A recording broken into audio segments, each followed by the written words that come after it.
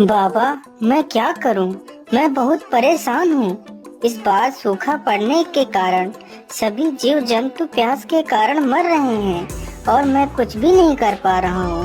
आखिर मेरे खुदाए गए तालाब में पानी क्यों नहीं निकल रहा है? बाबा, इसका कोई उपाय बताओ।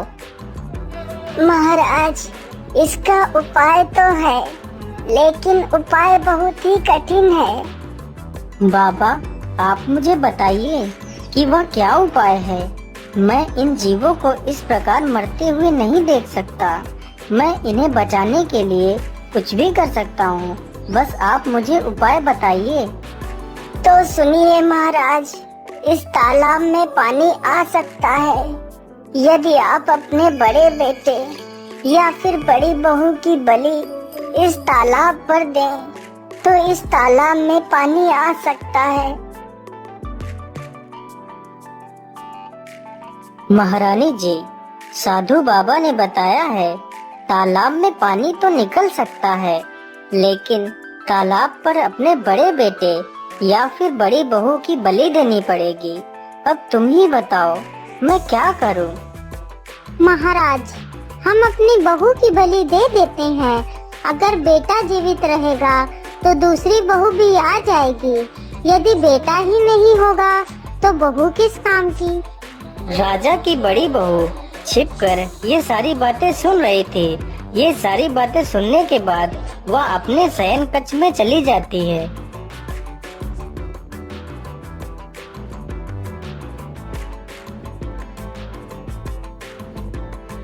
अरे रूपमती, आज तुम इतना उदास क्यों हो? क्या बात है?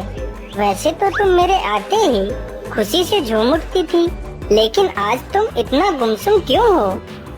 क्या बताऊं स्वामी, दुखी इसलिए हूँ कि हमारा तुम्हारा साथ बस यही तक था। क्या मतलब? मैं कुछ समझा नहीं। तुम कहना क्या चाहती हो? स्वामी, पिताश्री ने जो तालाब खुदवाया है उसमें पानी नहीं निकल रहा है, तो साधु बाबा ने मेरी बलि चढ़ाने को कहा है, जिससे तालाब में पानी आ जाएगा और सुबह ही मेरी बलि चढ़ाई जाएगी। इसीलिए मैं दुखी हूँ। अरे रूपमती, तो इसमें इतना दुखी होने की क्या आवश्यकता है? तुम आराम से खाना खाओ। हम लोग आज रात में ही यहाँ से भाग जाएंगे। आधी रात होते ही वह दोनों चुपचाप वहाँ से निकल जाते हैं।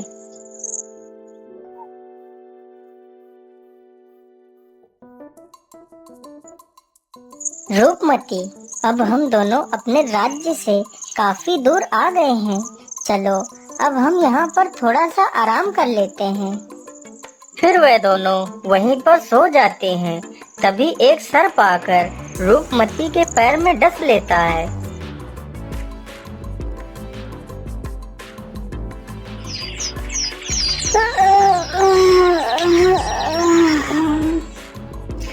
बहुत अच्छी नींद आई।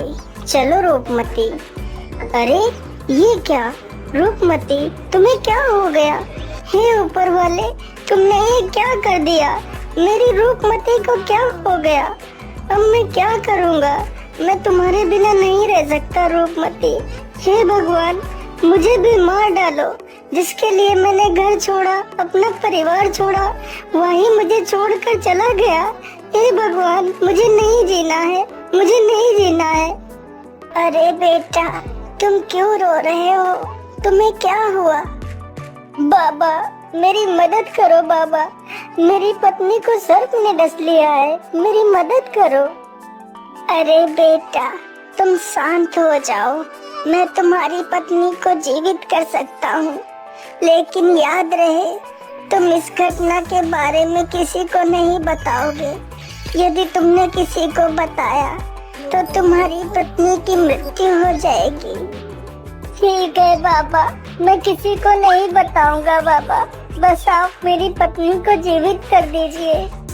तो ठीक है बेटा, यह जल हाथ में लेकर 3 बार बोलो कि मैं अपनी आधी उम्र अपनी पत्नी को देता हूँ।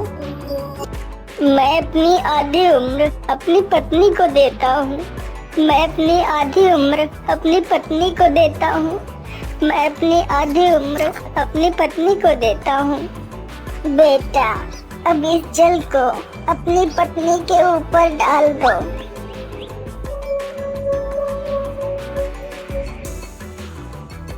अरे कितना समय हो गया और मैं सोती ही रही और आपने मुझे जगाया तक नहीं। इतनी देर में तो हम बहुत दूर निकल जाते। कोई बात नहीं रूपमती, चलो अब चलते हैं।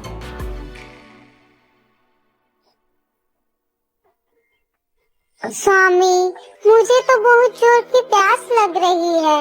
अब मुझसे और नहीं चला जाएगा। अच्छा सुनो, वहाँ पर देखो, वहाँ पर कोई झोपड़ी नजर आ रही है। चलो वहीं चलते हैं, हो सकता है वहाँ पर हमें कुछ पानी पीने को मिल जाए। अरे भाई, हम लोग बहुत दूर से आ रहे हैं, क्या हमें कुछ पानी पीने को मिल सकता है? हाँ भैया, क्यों नहीं, कुआं वहाँ पर है, चले जाओ और पानी निकाल कर पी लो। रूपमती, तुम यहीं पर रुको, मैं अभी पानी लेकर आता हूँ। अरे इतनी सुंदर स्त्री होकर भी तुम यहाँ वहाँ कहाँ भटकती घूम रही हो? क्या बताऊं भैया, यह तो मेरी फूटी किस्मत है जो मैं यहाँ वहाँ भटक रही हूँ।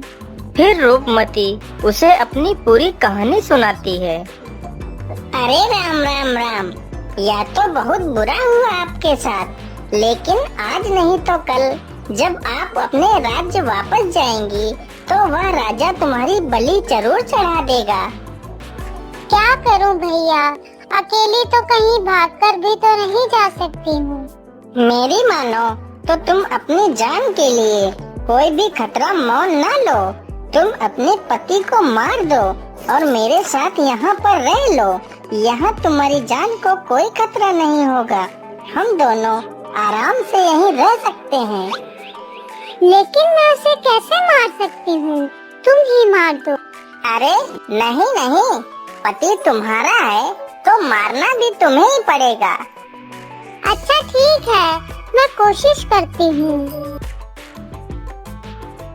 फिर वह पीछे से जाती है और राजकुमार को कुएं में धक्का दे देती है। राजकुमार कुएं में गिर जाता है। उन दोनों को लगा कि राजकुमार पानी में डूब गया है। अरे चलो चलो, यहाँ से भाग चलो, हम लोग कहीं दूसरी जगह चलते हैं। पूरी रात राजकुमार कुएं में लटका रहता है।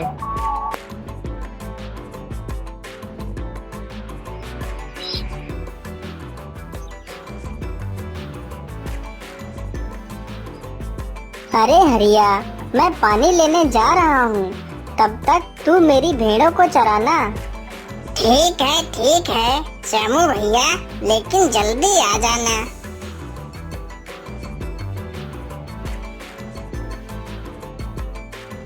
श्यामू जैसे ही अपना घड़ा कुएं में लटकाता है, तभी राजकुमार रस्सी को पकड़ लेता है। अरे कौन है कुएं में? छोड़ दो मेरा घड़ा। नहीं भैया, मैं आपका घड़ा ऐसे नहीं छोड़ूंगा, पहले आप मुझे बाहर निकाल दो। अरे भाई, तुम हो कौन? पता नहीं तुम कोई भूत प्रेत ही हो और मैं तुम्हें बाहर निकालूं, तुम मुझे ही खा जाओ। नहीं भैया, मैं भी तुम्हारी तरह इंसान हूँ। मैं रात के अंधेरे में गलती से गिर गया हूँ। भैया मुझे बाहर निकाल लो। अच्छा ठीक है, मैं अभी आपको बाहर निकालता हूँ।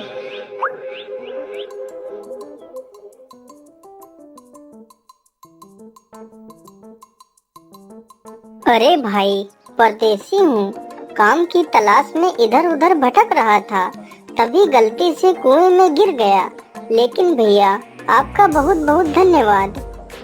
अच्छा भाई, तो आपको काम चाहिए तो चलो मेरे साथ, मैं आपको काम दिलवाता हूँ।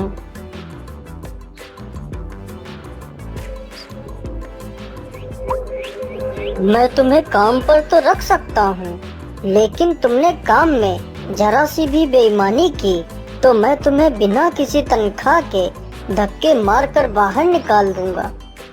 मुझे मंजूर है सेठ जी, मैं पूरी ईमानदारी से अपना काम करूँगा। उधर रूपमती को जब कोई काम नहीं मिला तो वह एक नाचने वाली चंद्रप्रभा के नाम से मशहूर नर्तकी बन गई। राजकुमार पूरी ईमानदारी के साथ अपना काम करने लगता है। इसी प्रकार कुछ दिन बीत जाते हैं। सेठ जी, राजा के घर में पुत्र ने जन्म लिया है, इसलिए राजा जी ने मशहूर नर्तकी चंद्रप्रभा को नाचने के लिए बुलाया है। इसलिए राजा ने आपको आमंत्रित किया है। अरे सेठानी जी, आज मेरे लिए खाना मत बनाना। मैं राजा के घर से दावत खाकर आऊंगा। वहाँ पर आज मशहूर नर्तकी चंद्रप्रभा आएगी। मालिक, अगर आप बुरा ना मानो तो मैं भी आपके साथ चलना चाहता हूँ। अरे नहीं नहीं, तुम नौकर चाकर आदमी वहाँ कहाँ जाओगे? राजा के घर में बड़े बड़े राजा महाराजा आएंगे, तुम उनके बीच कैसे बैठ पाओगे?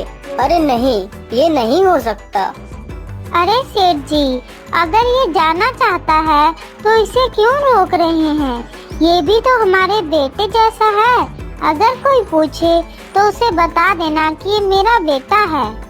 अच्छा अच्छा, ठीक है सेठानी जी, जैसी तुम्हारी इच्छा। चलो बेटा, तुम भी चलो।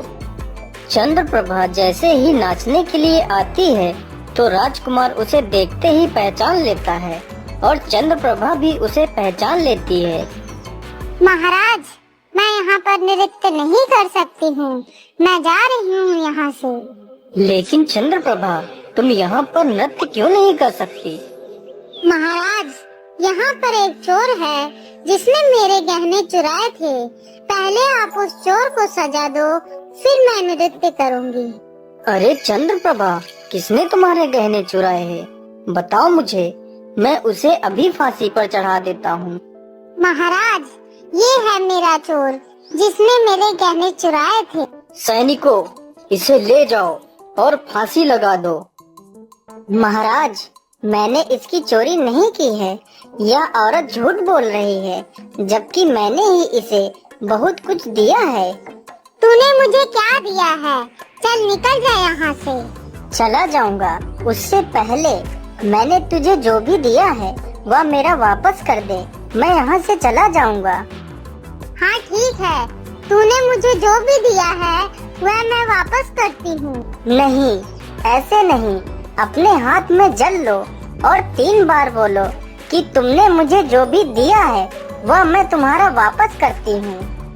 तूने मुझे जो भी दिया है वह सब मैं तुझे वापस करती हूँ। तूने मुझे जो भी दिया है वह सब मैं तुझे वापस करती हूँ। तूने मुझे जो भी दिया है वह सब मैं तुझे वापस करती हूँ।